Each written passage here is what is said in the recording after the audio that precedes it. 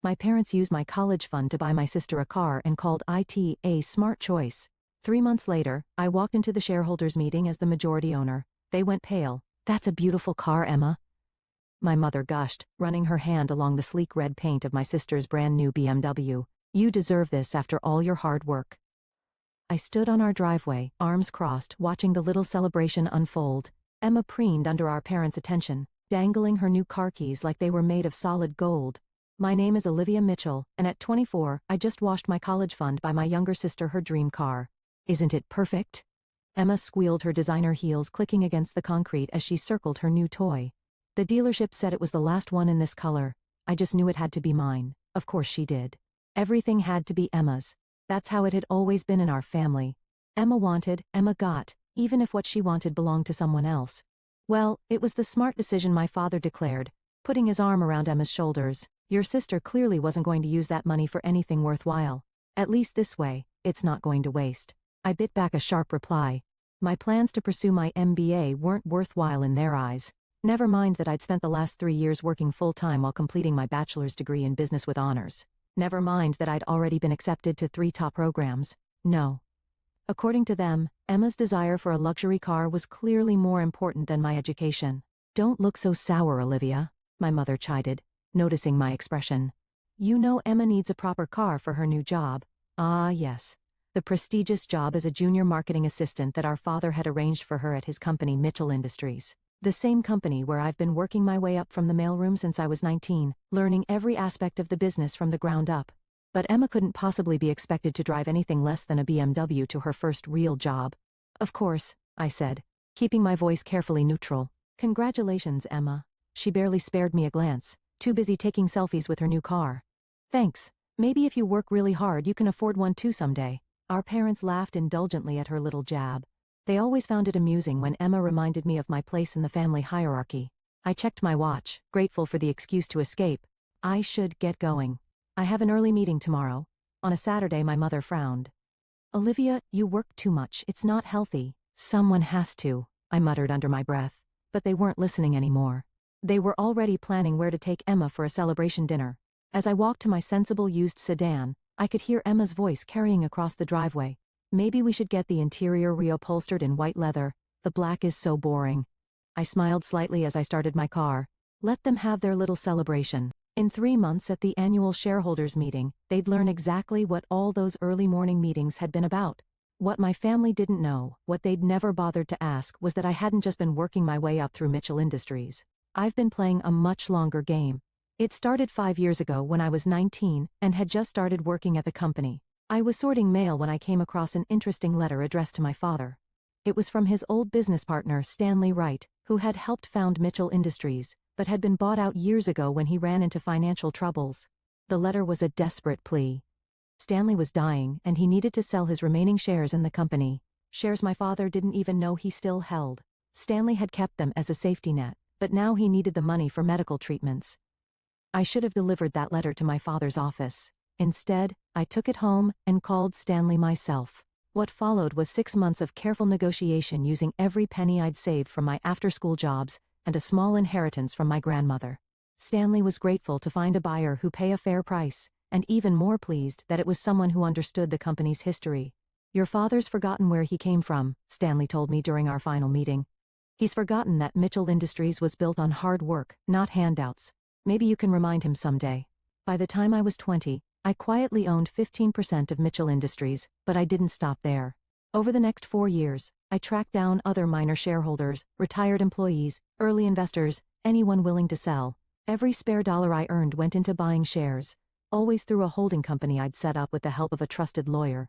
Last month I had finally reached my goal, 51% ownership of Mitchell Industries. The paperwork was filed, the transfers complete, and in 3 months at the annual shareholders meeting, everything would become public.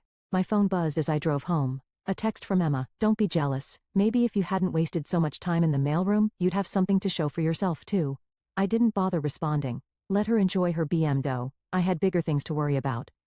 The next morning I arrived at the office before dawn, just like I did every Saturday. The security guard, Joe, gave me his usual friendly nod. "Early as always, Miss Mitchell," he said, buzzing me in. "Your father know you're here." I smiled. "My father doesn't know a lot of things, Joe. I made my way to my small office, not the corner office I deserve given my actual ownership stake, but the modest space befitting someone who'd wasted time in the mailroom. The walls were covered in organizational charts, workflow diagrams, and detailed notes about every aspect of Mitchell Industries operations. While Emma had been partying through college and my parents had been indulging her every whim, I had been learning, watching, planning. I knew every strength and weakness of the company my grandfather had built, and my father had nearly run into the ground with his poor decisions and nepotistic management style. My laptop pinged with an email from my lawyer, confirming that everything was in place for the shareholders' meeting. I'd already arranged for several key board members to be there. Ones who'd been increasingly concerned about my father's leadership, but hadn't known there was an alternative. A knock at my door interrupted my thoughts. It was Sarah from accounting, one of the few people who had noticed my potential early on and had become a mentor of sorts. "I saw Emma's new car on Instagram," she said, closing the door behind her. "Your college fund?" I nodded. Sarah was one of the only people who knew the full truth about my situation. "Your father's going to regret that decision," she said, sitting down across from me. "Have you told them anything?" "Not a word," I replied, turning my laptop to show her the latest company financials. "Look at this. Third quarter profits are down 15% because Dad insisted on giving Emma's boyfriend's startup an exclusive contract. The board's getting restless." Sarah studied the numbers, shaking her head. "It's worse than I thought.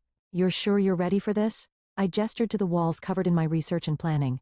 "I've been ready for years. The question is, are they ready for me?" "They're not," Sarah said with a small smile. "That's what makes this so interesting."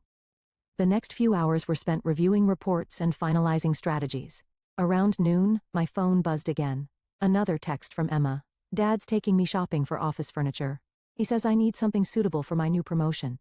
I raised an eyebrow at Sarah. "Did you hear about this promotion?" She rolled her eyes. "Your father announced it yesterday. Emma's going to be heading up the new marketing division. No experience required, apparently." "Of course," I said, turning back to my work. Heaven forbid she actually earned something. The rest of the day passed quickly, and by the time I left the office, I had everything in place for the next phase of my plan. As I walked to my car, I noticed Emma's new BMW parked in the executive spot my father had undoubtedly already assigned to her. 3 months, I thought to myself, in 3 months, everything would change. That evening I received an invitation to a family dinner, a celebration of Emma's promotion, no doubt. I considered declining, but there was no reason to make them suspicious now. Besides, I'd spent years sitting through their subtle jabs and not so subtle favoritism. What was one more dinner? I arrived at my parents' house exactly on time, walking into a scene that could have been plucked from any of our family gatherings over the past 2 decades. Emma was holding court in a living room, regaling our parents with stories about her first week at work. And then I told Jennifer, that dowdy woman from HR, that her presentation needed more pizzas. She seemed upset, but Daddy agreed with me. "Didn't you, Daddy?" My father beamed at her. "Of course, Princess. You have natural leadership instincts." I took a seat quietly, wondering if anyone else noticed the irony of praising leadership instincts in someone who'd never led anything in her life. "Oh, Olivia," my mother said, finally noticing me. "You're here. We were just discussing Emma's wonderful ideas for restructuring the marketing department." "Fascinating," I murmured, accepting the glass of wine she handed me. "And what experience are you drawing from for these restructuring plans, Emma?" My sister's perfect smile faltered slightly. "Well, I took a marketing class last semester, and Daddy says sometimes fresh eyes are more valuable than experience." "How convenient," I said, taking a sip of wine. "Now, Olivia," my father warned, his tone carrying that familiar note of disappointment. "Don't be bitter just because your sister has vision. We can't all be natural leaders." I thought about the documents in my briefcase, the shares I quietly accumulated, the changes I was about to bring to Mitchell Industries. "No," I agreed softly. "We can't all be natural leaders. Some of us have to earn it." The next 2 weeks passed in a blur of preparation and careful observation. I watched from my modest office as Emma settled into her new role as marketing director, primarily by ordering expensive furniture and making longtime employees miserable. She made Jessica cry again. Sarah reported one morning, closing my office door with more force than necessary. 20 years of marketing experience, and your sister told her she doesn't understand modern consumers because she suggested our new campaign was over budget. I glanced up from the quarterly reports I was reviewing. Let me guess, Dad sided with Emma? Naturally, he said Jessica needs to be more open to fresh perspectives. Sarah's air quotes dripped with sarcasm. Half the marketing team is updating their resumes. I made a note in my planner. Good employees were hard to replace, and I'd need them when I took control. Tell Jessica to hold off on any decisions until after the shareholders' meeting. Things will be different then. Sarah gave me a knowing look. Speaking of which, your father's been asking questions about the proxy votes coming in. He seems nervous. He should be, I said, turning my laptop to show her the latest numbers. The board isn't happy about last quarter's performance. Add in Emma's promotion and the exodus of experienced employees. Perfect storm. Sarah finished studying the screen. You know they're going to fight back when they realize what's happening. I thought about my college fund now sitting in my sister's driveway, in the form of a red BMW. Let them try. That evening I was working late as usual when I heard voices from my father's office. The door was slightly ajar and I couldn't help overhearing the conversation. The board is getting restless, Richard, a male voice said. Probably James Henderson, one of the senior board members. These nepotistic appointments have to stop. Emma is perfectly qualified, my father insisted. She's bringing fresh energy to the company. Fresh energy doesn't make up for alienating our best employees. And now I'm hearing rumors about someone buying up shares. I smiled to myself as I gathered my things. The pieces were falling into place. The next morning I arrived to find Emma in my office, perched on my desk like she owned it. There you are. I need your help with something. I set my briefcase down carefully. What can I do for you, Emma? Daddy says you know all the boring operational stuff, she said, examining her manicure. I need you to redo these budget reports. They make my department look bad. I accepted the folder she thrust at me, opening it to find the marketing department's latest financial statements. The numbers were worse than I'd expected. I can't change financial reports, Emma. That would be fraud. She rolled her eyes. Don't be so dramatic. Just move some numbers around. No one actually reads these things anyway. The board does, I said quietly, and so do I. Whatever, she huffed, sliding off my desk. Just fix it. Oh, and I'm taking your parking spot. Mine's too far from the entrance, and these heels are Louboutins. After she left, I carefully documented our conversation and added it to my growing file. 2 more months until the shareholders' meeting. The weeks that follow brought more of the same. Emma's inexperience and entitlement were creating ripples throughout the company. Long-time clients were getting frustrated, employees were leaving, and the board was growing increasingly concerned. My father remained oblivious, convinced that any criticism of Emma was just jealousy or resistance to change. He even called the company-wide meeting to announce another expansion of her responsibilities. I sat in the back of the conference room watching, as he proudly introduced Emma's innovative new initiatives. My sister stood beside him basking in the attention, while confused and angry employees exchanged glances. Furthermore, my father announced, Emma will be representing Mitchell Industries at next month's industry conference in New York. Her fresh perspective is exactly what we need to attract new investors. I made another note in my planner. The conference was just a week before the shareholders' meeting. Perfect timing. The day of Emma's presentation arrived. I watched the live stream from my office as she confidently took the stage wearing an outfit that cost more than most employees' monthly salaries. Mitchell Industries is entering a new era, she declared, clicking through slides that made financial analysts in the audience exchange alarmed looks. Under my leadership, we're going to revolutionize everything. I closed my laptop, unable to watch anymore. In 1 hour she had managed to tank our stock price and violate several SEC regulations. The shareholders' meeting couldn't come soon enough. That evening my father called an emergency family meeting. Emma had returned from New York early, her presentation having been cut short when several major investors walked out. I checked my watch. The board is already meeting. They called it an hour ago. My father's face paled. What? Why wasn't I informed? Because Dad, I said, standing up. I am 51% of Mitchell Industries, and the board just voted unanimously to support my appointment as CEO. The silence that followed was deafening. That's impossible, my father finally whispered. Is it? I asked. Did you ever wonder why Stanley Wright shares never showed up in your reports, or why so many small shareholders have been selling over the past few years? Did you even notice? You, Emma, pointed a shaking finger at me. You planned this. For 5 years, I confirmed. Ever since you started talking about how you were going to revolutionize the company, he knew nothing about. Ever since Dad made it clear that merit meant nothing compared to being his favorite. We gave you everything, my mother protested. No, I corrected her. You gave Emma everything, including my college fund. I built this myself 1 chair at a time, while you were all too busy celebrating her mediocrity to notice.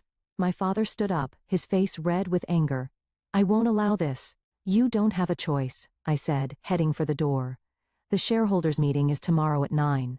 I suggest you all be there. Professional dress code, Emma, no Louboutins. As I walked to my car, I could hear Emma's wails and my father's angry shouts. 5 years of careful planning of swallowing your insults and biding my time had led to this moment.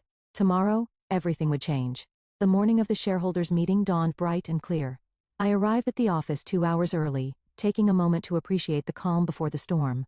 The conference room was prepared, each place setting marked with detailed financial reports that told the story of Mitchell Industries' decline under my father's leadership. Sarah met me at the door, coffee in hand. "They're already here, your family. Your father's been trying to access the main conference room for the past hour." I smiled, accepting the coffee. "Good thing we changed the security codes last week. Are the board members ready?" "I'll confirm their attendance. And the press is gathering in the lobby." I hadn't invited the media, but news of Emma's disastrous conference presentation had leaked along with rumors of a major leadership change. Mitchell Industries was one of the largest employers in the region. What happened here today would make headlines. "Miss Mitchell." It was Joe, the security guard. "Your father's demanding entrance to your office, says he needs to speak with you before the meeting." I checked my watch. "Let him in." My father burst through the door moments later, his face flushed with anger. "This ends now, Olivia. I don't know what game you're playing, but I'm still CEO of this company." "Actually," I said, sliding a document across my desk. "You're not. The board voted yesterday." "But you'd know that if he bothered to check your emails instead of focusing on damage control for Emma's presentation." He snatched up the paper, his hands shaking. "This is ridiculous. I built this company. Grandfather built this company." I corrected him. "You inherited it, and then you nearly destroyed it with poor management and nepotism. The shareholders have had enough." "Shareholders?" he scoffed. "What shareholders? I control the majority of shares." "Not anymore." I pulled up the ownership records on my laptop. "Would you like to see exactly how many shares you've lost over the years? How many people sold because they lost faith in your leadership?" His face paled as he studied the screen. "Stanley shares." "But he promised.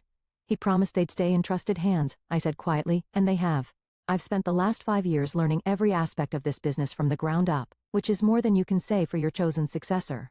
Emma has potential. Emma has entitlement," I countered. "And she proved that to the entire industry at a conference. Our stock dropped 15% in 1 hour, Dad. 15% because your precious princess couldn't be bothered to learn basic securities law before sharing confidential projections." He slumped into a chair, suddenly looking old. "Why didn't you tell me? If you were buying shares, building your position, why the secrecy? Would you have listened? When have you ever listened to me about anything?" Before he could respond, my office door burst open again. Emma stormed in, followed by our mother. "Fix this," Emma demanded. "I've already announced my plans for the company. I have a vision." "Your vision tanked our stock price and violated SEC regulations," I said calmly. "The only reason we're not facing an investigation is because I spent all night doing damage control with our legal team." "That's not fair." "Daddy, tell her it's not fair." Our father just sat there, still staring at the ownership records on my laptop. "The shareholders' meeting starts in 30 minutes, I said, standing up. "You can either attend professionally and maintain some dignity, or you can make a scene and be escorted out, your choice." Emma turned to our mother, who had been unusually quiet. "Mom, say something." But our mother was looking around my office, really seeing it for the first time. The detailed reports covering the walls, the years of research and planning evident in every corner. "All those early mornings," she said softly. "All those late nights, we thought you were just we didn't." "Didn't what, Mom?" "Didn't think I could build something on my own. Didn't believe I had ambition beyond being Emma's backup." "I always knew you were smart," she defended weakly. "But business leadership, it's not really suitable for women," I finished. Funny, that only seemed to apply to me. Emma's gender wasn't an issue when you were celebrating her unearned promotion. The intercom buzzed. Sarah's voice cut through the tension. "The shareholders are arriving, Miss Mitchell." I gathered my files. "It's time. Are you coming?" They followed me to the main conference room.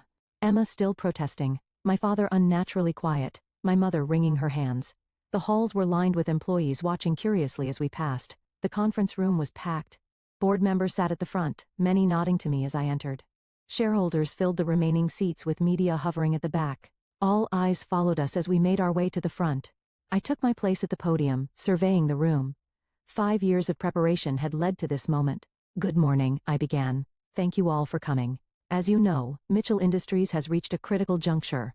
For the next hour, I laid out the company's situation with brutal clarity: the declining profits, the exodus of talented employees, the damage to our reputation. I supported each point with detailed documentation, watching as shareholders nodded in growing understanding. When I reached Emma's conference presentation, she tried to interrupt, but a sharp look from a board member silenced her. Yesterday, the board voted unanimously for new leadership, I concluded. As majority shareholder and newly appointed CEO, I am implementing immediate changes to restore Mitchell Industries to its former excellence.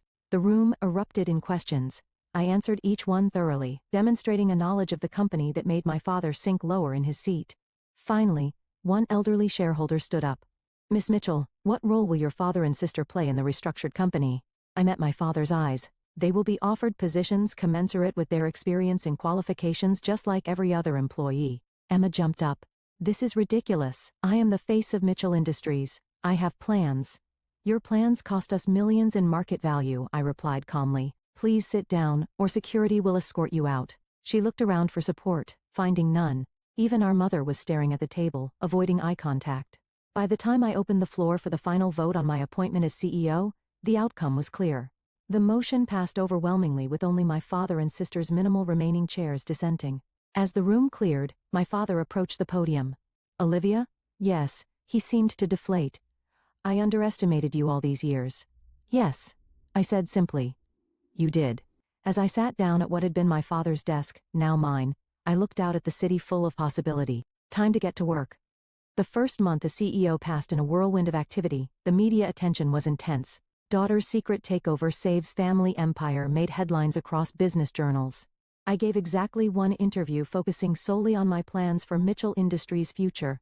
My family's reaction played out exactly as I'd expected. Emma launched a social media campaign, painting herself as the victim complete with tearful Instagram stories about betrayal. She had to return the BM dog and move back home with our parents when she could no longer afford her luxury apartment. Your sister's devastated, my mother said during one of her attempted guilt trips. She really thought she had a future here. I looked up from the quarterly projections I was reviewing. She did have a future here, Mom. She just needed to earn it like everyone else. But she's family. So am I replied calmly. That didn't stop you from taking my college fund. My mother flinched. That was different. Yes. It was because I did something about it. I turned back to my work. Now if there's nothing else, I have a company to run. The changes I implemented were sweeping but strategic. First, I reinstated the employees who had left because of Emma's mismanagement, including Jessica from marketing, who now headed the department Emma had nearly destroyed. It's different here now, Jessica commented during a staff meeting. People feel valued based on their contributions, not their connections. The company culture shifted rapidly. Merit-based promotions, transparent communication, and clear accountability became our new norm. The stock price responded accordingly, climbing steadily as investor confidence returned. My father made one attempt to challenge my leadership, calling an emergency board meeting to question my decisions. She's too inexperienced, he argued to the board members. She's making too many changes too quickly. James Henderson, a senior board member, just laughed. Richard, in 1 month your daughter has accomplished more than you did in the past 5 years. The numbers speak for themselves. They showed in the latest financial reports, profits up 20%, employee retention improved, client confidence restored. The vote to maintain my leadership was unanimous. After the meeting, my father lingered in the boardroom. I still don't understand, he said quietly. How did you learn all this? I paid attention. I replied, gathering my files every day for 5 years, while you were focused on grooming Emma for a role she didn't earn. I was learning from the mailroom to the boardroom. I studied every aspect of this company. The real question is, why didn't you notice? He had no answer for that. 3 months into my tenure as CEO, I received an unexpected visitor. Stanley Wright, my father's old partner who had sold me his shares, asked to meet. I've been following the news, he said, settling into a chair in my office. The same office where my father had dismissed my ambitions for so many years. You've done exactly what I hoped you would. The company needed change, I said simply. He smiled. Yes, but more than that, it needed someone who understood its true value. Your grandfather built this company on principles, hard work, merit, integrity. Your father forgot those principles, but you embodied them. I thought about the long years of careful planning, of silent work and patient preparation. I had good teachers. Speaking of teachers, Stanley leaned forward. I hear you're starting a scholarship program. I nodded. The Mitchell Industries Future Leaders Scholarship, full college funding for employees' children who demonstrate academic excellence and work ethic. We've already selected our first 10 recipients. Your mother must love that, he said with a knowing look. I allowed myself a small smile. She called it wasteful, said I should be focusing on family first. And what did you tell her? That I am focusing on family, the Mitchell Industries family. Every employee here is part of building our future. After Stanley left, I walked through the office floors observing the changes 6 months had brought. The atmosphere was energetic yet focused, with teams collaborating effectively and projects moving forward smoothly. Sarah fell into step beside me. You'll never guess who applied for an entry-level position in accounting. Who? Emma. I stopped walking. Really? Sarah nodded. Used your father's name as a reference. Want to see her application? In my office, I reviewed Emma's resume. It was sparse, no real experience, no relevant skills, just her incomplete marketing degree and her brief disastrous sting as our marketing director. She followed the proper application process? I asked. Surprisingly, yes. Though she did try to skip the skills assessment, claiming it was beneath her station. I thought for a moment, process her application like any other candidate. If she meets the basic qualifications, she can interview like everyone else. And if she doesn't, then she'll receive the same rejection letter we send all unqualified applicants. That evening I worked late as usual, reviewing plans for our upcoming expansion. A knock at my door revealed my mother. You look tired, she said, hovering in the doorway. You work too hard. Someone has to, I replied, not looking up from my documents. Emma's application, she really needs this job, Olivia. Her savings are running out, and your father, well, his consulting business isn't doing well. I finally met her eyes. Then she should make sure her application demonstrates she's qualified for the position. She's your sister. Yes. I agreed. And for years that was enough for this company. Not anymore. My mother sank into a chair. I don't understand you anymore. Where is this coldness coming from? It's not coldness, Mom. It's professionalism. Emma can earn her place here just like everyone else, just like I did. 2 days later, Emma's application was processed. She failed to meet 3 of the 5 basic qualifications for the position. Standard rejection letter? Sarah asked. I nodded. With information about our internship program and suggested courses at the local community college, like we send all underqualified applicants. The letter went out that afternoon. Emma's response was predictable. Angry social media posts about sisterly betrayal and family loyalty. I didn't respond. Instead, I focused on our latest initiative, a partnership with local colleges to provide work-study opportunities for business students. Real experience earned through merit and hard work. 6 months turned into a year. Mitchell Industries flourished under its new leadership, expanding into new markets and building a reputation for excellence and innovation. My father's consulting business struggled and eventually folded. He swallowed his pride and approached me about position. I have decades of experience, he said, sitting across from my desk. Yes, I agreed. But the company has changed. Are you willing to adapt to report to managers who might be younger than you? To earn respect rather than demand it. He stared at me for a long moment. You really have built something remarkable here.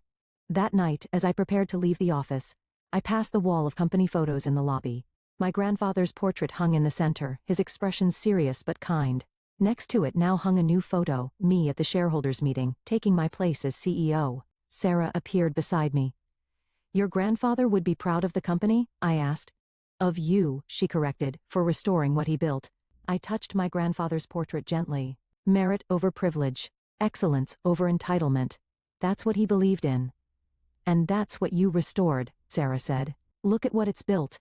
I had saved a company, but more importantly, I had transformed it. Together, we looked out over the lobby where employees were heading home after another productive day. They walked with purpose and pride, knowing their contributions were valued based on merit, not connections. This was my legacy, not just saving a company, but transforming it, creating a place where everyone have the opportunity to earn their success just as I had. My phone buzzed, an email from the scholarship committee. Next year's applications were coming in, each one representing someone ready to work for their dreams. Just like I had all those years ago in the mailroom, preparing for the day I would earn my place at the top. The future was bright, built on merit, not manipulation. Built on earning, not entitlement. Built on justice. Served not cold, but with unwavering principle.